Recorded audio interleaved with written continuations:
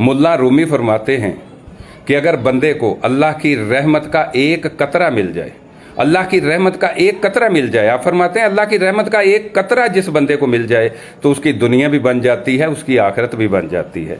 सुबहान अल्लाह। और मेरे नबी करीम सल्लल्लाहु अलैहि वसल्लम की हदीस पाक सुने।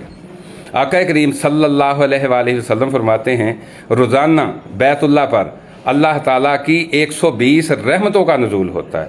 हर रोज़ अल्लाह ताला अपनी 120 रहमतें बैतुल्लाह पर नाज़िल फरमाता है।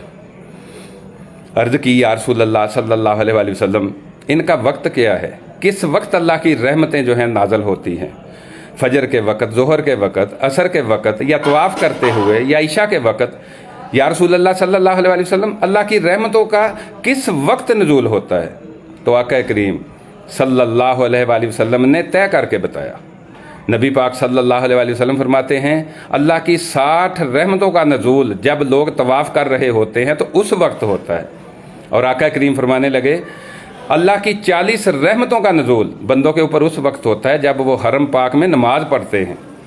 और नबी पाक सल्लल्लाहु अलैहि वसल्लम ने फरमाया अल्लाह ताला की 20 रहमतें उस बंदे पर भी नाज़िल होती हैं जो बस बैठा रहे, कुछ भी ना करे, बैतुल्लाह की तरफ देखता रहे, उस पर भी अल्लाह ताला अपनी 20 रहमतें नाज़िल फरमाता है। सुबहान अल्लाह।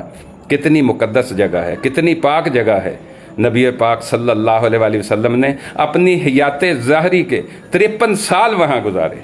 53 साल नबी पाक सल्लल्लाहु अलैहि वसल्लम ने वहाँ पर गुजारे। सुबहान अल्लाह।